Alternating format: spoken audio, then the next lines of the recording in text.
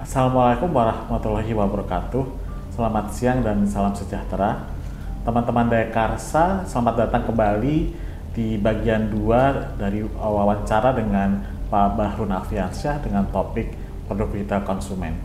Di bagian pertama tadi kita sudah membahas tentang karir Pak Bahrun selama ini di industri retail ya Pak ya, konsumen dan juga sekelumit tentang PT Paragon.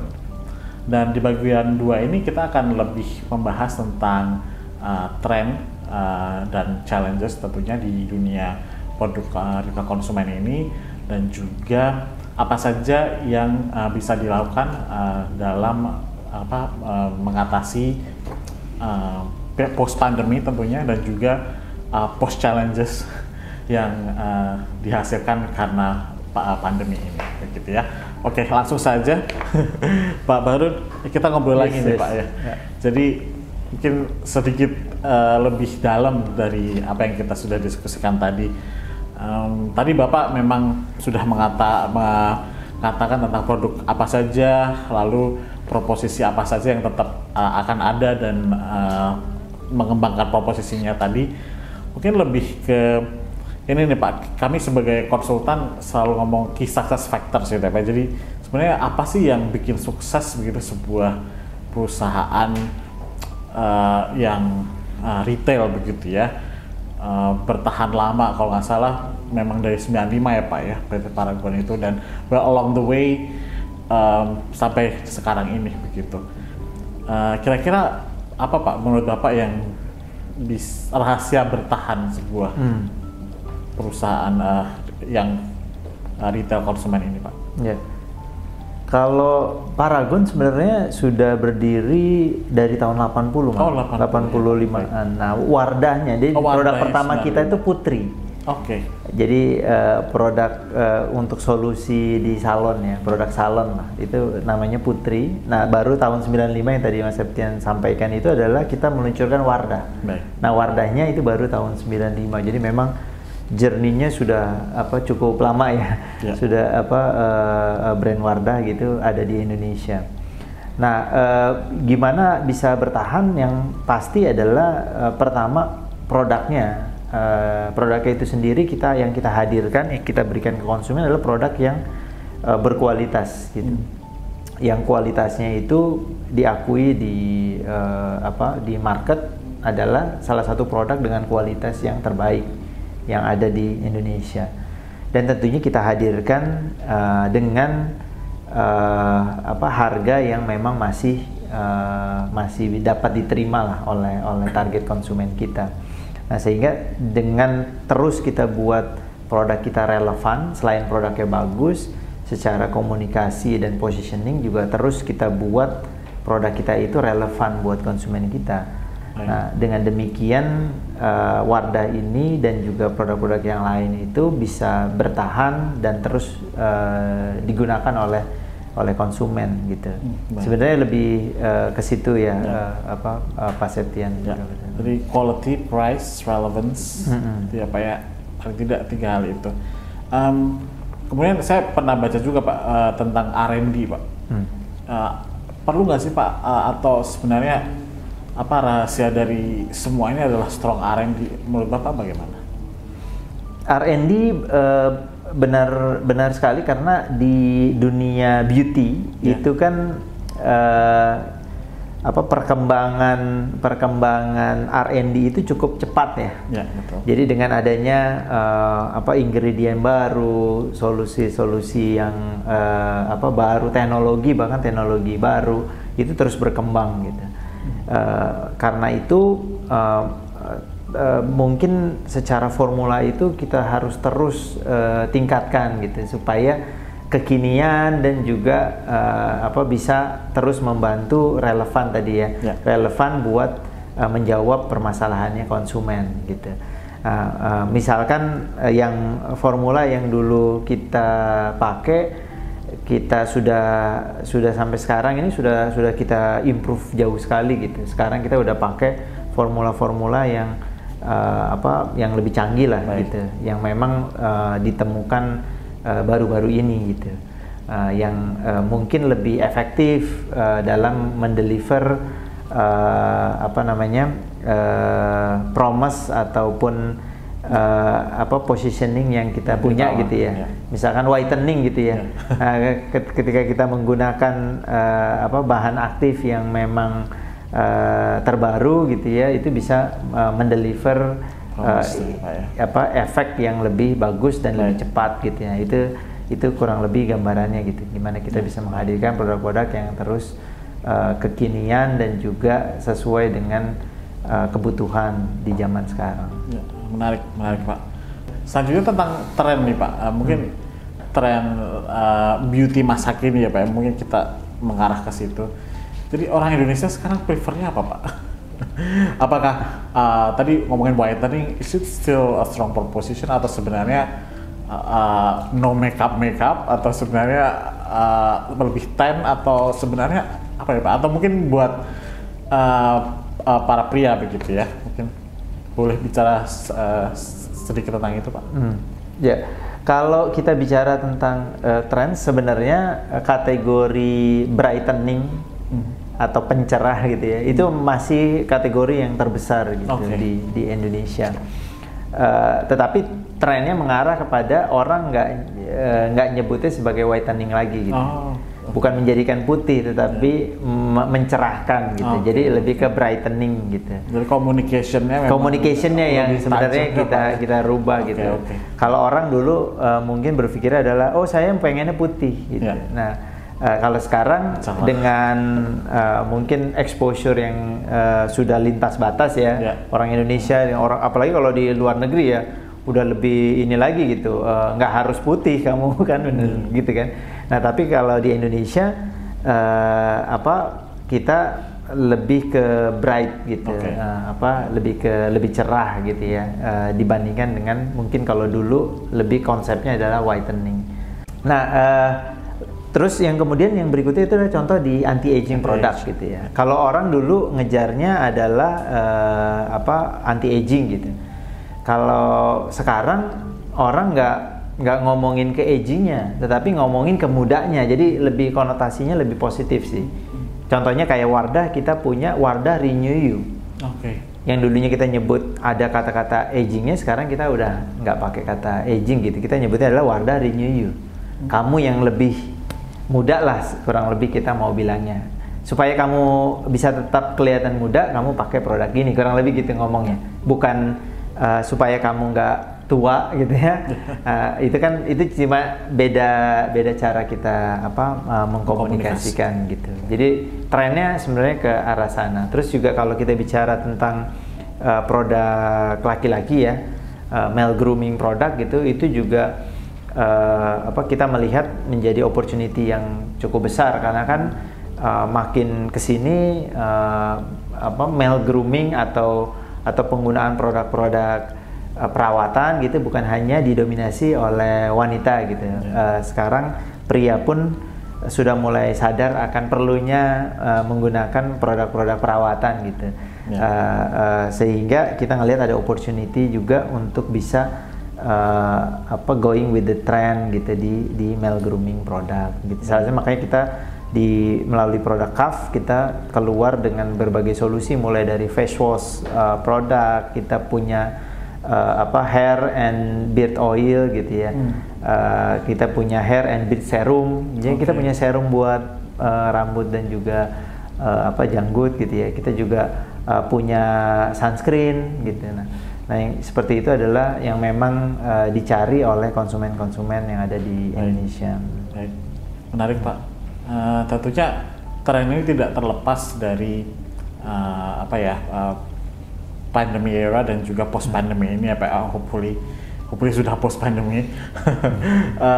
Kalau di pandemi kemarin gimana Pak? Kan memang sangat unprecedented, terus tentunya tadi banyak persaingan. Mungkin lebih pengen diskusi apa yang Wardah lakukan begitu Pak dalam menghadapi pandemi yang lalu begitu.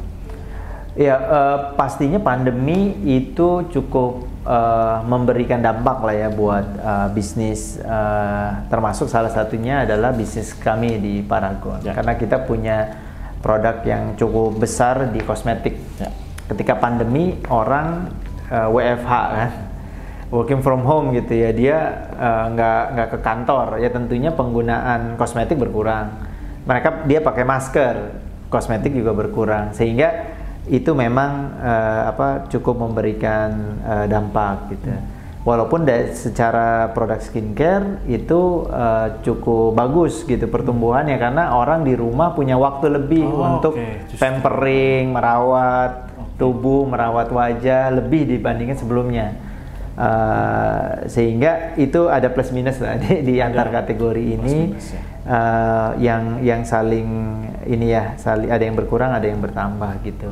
Nah, gimana mensiasatinya? Tentunya kita nggak tinggal diam gitu ya. Kita melihat ada fenomena yang juga berkembang gitu di masyarakat kita di masa pandemi, di mana internet penetration meningkat tajam gitu. Digital itu terus naik dengan cepat gitu, dalam waktu 2 tahun bisa berdasarkan data terakhir hampir menyamai TV gitu secara internet penetration. Kalau dulu TV nomor 1, kemudian agak jauh di bawah baru internet dan yang lainnya, sekarang itu internet dan TV sudah hampir sama gitu.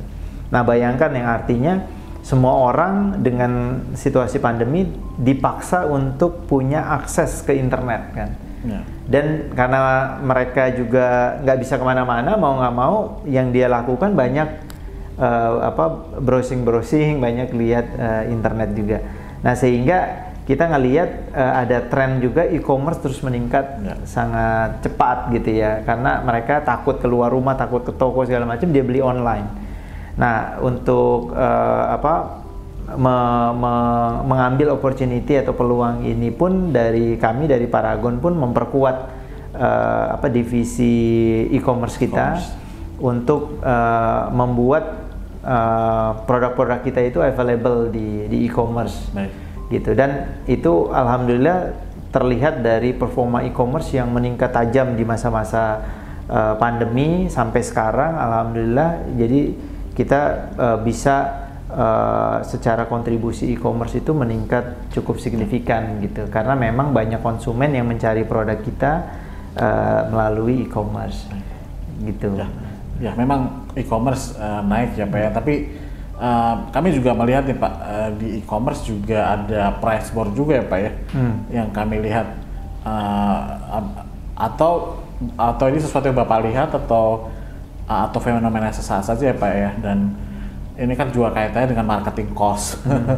So mungkin boleh cerita bagaimana Wadah atau PT Paragon menghadapinya? Ya, kalau price war atau perang promosi gitu ya, pastinya terjadi di mana-mana sih. Ketika kita zaman toko offline gitu ya, itu di beberapa kategori price war terjadi gitu. Nah, di e-commerce memang karena pemainnya juga sebenarnya jauh lebih banyak gitu ya, pesaingnya jauh lebih banyak karena tokonya toko online kan. Kita akan bersaingnya melawan banyak pedagang yang kecil-kecil gitu ya, tapi banyak sekali gitu. Dan di situ yang juga perlu catatan adalah ya kita nggak tahu barangnya itu dapat dari mana, terus kenapa dia bisa jual harga jauh lebih murah, itu juga yang mungkin harus hati-hati dari segi konsumen. Makanya disarankan untuk membeli produk-produk ini di toko yang memang walaupun online ya, toko yang memang terpercaya gitu, supaya mencegah membeli barang yang palsu contohnya gitu ya. Nah, sehingga price war ini ya, kalau balik lagi ke price war, memang pasti akan terjadi, dan tiap brand tinggal siasatnya bagaimana menghadirkan harga yang kompetitif dibandingkan dengan yang lain. Tetapi kalau dari kami percaya dengan kualitas produk yang kita punya gitu ya, kita yakin konsumen akan cukup loyal untuk bisa terus membeli produk yang kami punya gitu, yang kami hadirkan untuk konsumen yang biasa mereka pakai. Jadi karena dengan kualitas yang kita punya, kita yakin harga yang diberikan sudah cukup kompetitif. Dan tentunya di waktu-waktu tertentu kita juga ada promo-promo yang kita ikuti gitu ya, barengan dengan marketplace yang biasanya bikin acara. Jadi memang itu bukan salah satu strategi ya Pak, jadi it's a normal promotion. Yes, lebih ke normal promotion sih. Kalau kami biasanya tidak ikut di tanda kutip price war yang tadi disampaikan, karena kita ngelihat itu tidak akan sustainable sih. Jadi yang seperti price war ini pastinya akan ada waktunya dia akan berhenti sih, karena nggak mungkin selamanya perang harga, kan nggak mungkin kalau nggak ada untungnya juga gitu. Mungkin sekarang kita boleh balik ke offline begitu ya, karena bagaimanapun juga most of the sales memang datang dari offline, walaupun growth dari e-commerce. Tapi yang kami lihat juga Pak, ada juga penurunan daya beli masyarakat begitu. Jadi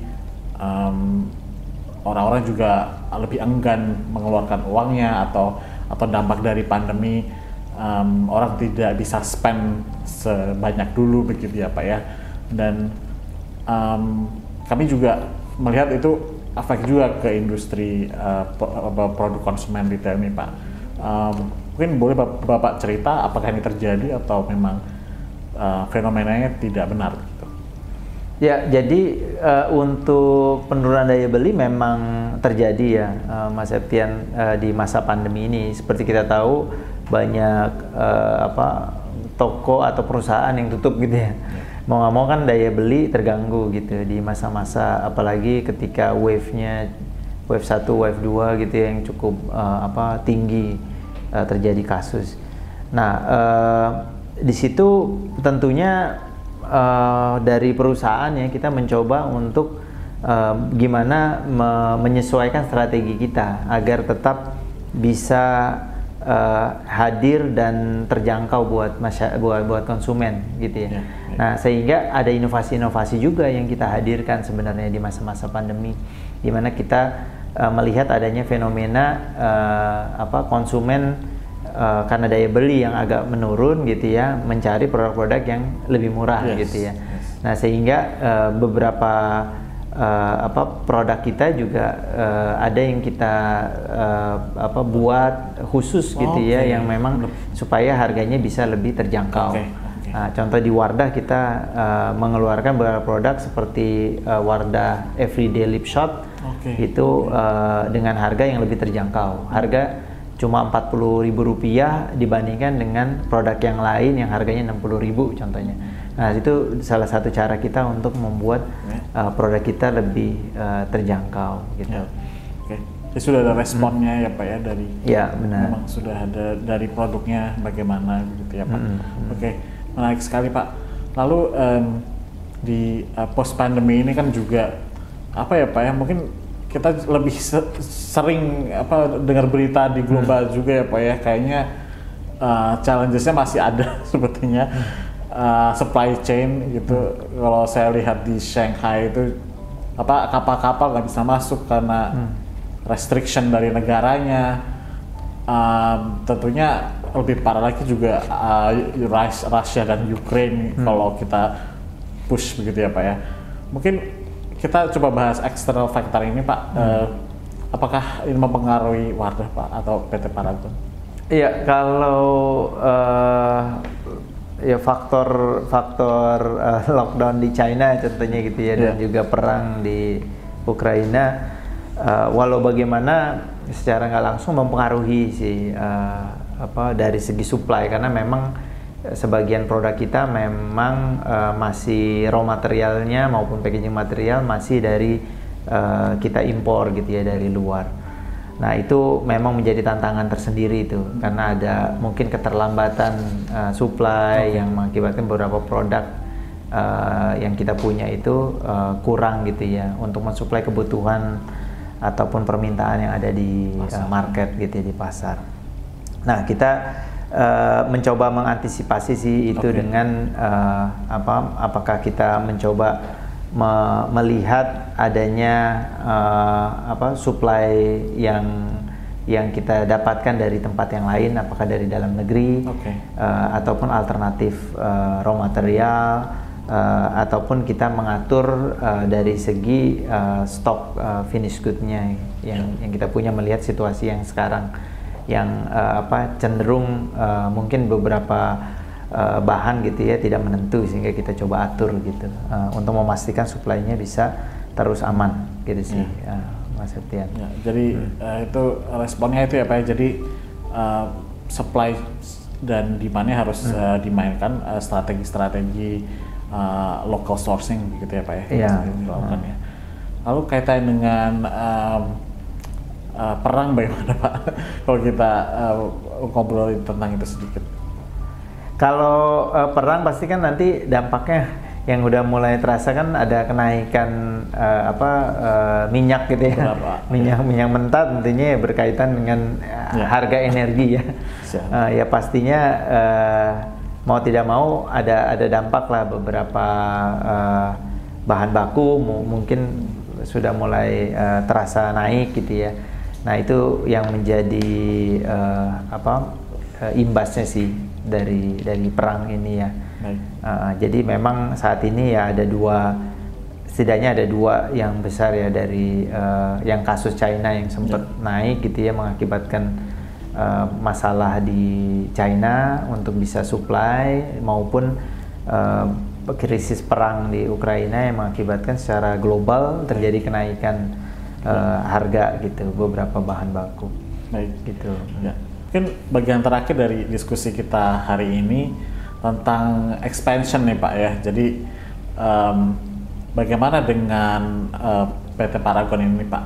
Karena sudah jadi brand nomor 1 untuk Wardah, dan sekarang pertanyaannya mau go global lagi nggak Pak? Tentunya memang sudah di beberapa negara kayaknya ya Pak ya. Tapi boleh cerita nggak Pak tentang ekspansi keluar begitu, supaya merek kita didengar di seluruh dunia? Iya. Jadi produk Paragon sudah mulai kita pasarkan di luar Indonesia, di negara terdekat dari kita, salah satunya adalah Malaysia. Di mana kita melihat secara market itu juga cukup potensial, dan kita pertama menjual dengan brand Wardah yang kita jual di sana, dan penerimaannya sangat bagus sekali gitu. Kita coba perkenalkan produk Wardah, baik itu dari segi seri make up-nya maupun skincare produk kita itu diterima dengan baik. Disusul dengan adik-adiknya seperti Insta Perfect, ada Crystalure juga udah kita jual, dan Emina juga mulai tahun lalu kita luncurkan di market Malaysia. Nah, kita berharap dengan adanya penerimaan yang sangat baik ini, penjualan produk kita dan kehadiran produk kita itu dapat diterima dengan baik di marketnya Malaysia gitu ya, sehingga kita bisa terus membesar. Bahkan per tahun ini kita sudah mulai beroperasi dengan perusahaan kita sendiri di sana gitu ya. Kita udah buka office secara resmi di sana dengan perwakilan kita,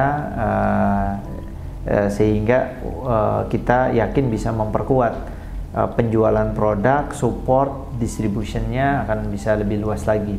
Nextnya kita juga berencana untuk terus menambah produk-produk kita yang memang kita lihat berpotensi gitu ya untuk bisa dijual di market Malaysia, dan juga kita coba lihat opportunity di negara-negara yang lain saat ini. Timur Tengah mungkin? Ya, itu salah satu yang menjadi pertimbangan kita gitu ya. Mungkin nanti ditunggu tunggu kabarnya. Tetapi itu masuk ke dalam plan kita untuk negara mana saja yang berikutnya kita mau kembangkan gitu penjualan produk Paragon. Ya, kami tunggu ya Pak ya, another success story dari PT Paragon. Siap, Mas Septian. Terima kasih Pak Bahrun untuk waktunya. Teman-teman Karsa, demikian bagian kedua dari podcast kami bersama Pak Bahrun Afriansyah yang membahas tentang tren di dunia consumer business, khususnya di bagian beauty, dan kita juga sudah membahas tentang apa yang bisa kita lakukan di masa post pandemi ini. Nah, demikian sesi podcast kami hari ini. Jika Anda enjoy mengikuti podcast ini, mohon kesediaan teman-teman untuk like, komen, dan subscribe YouTube channel kami. Sekian dari saya, sampai jumpa lagi.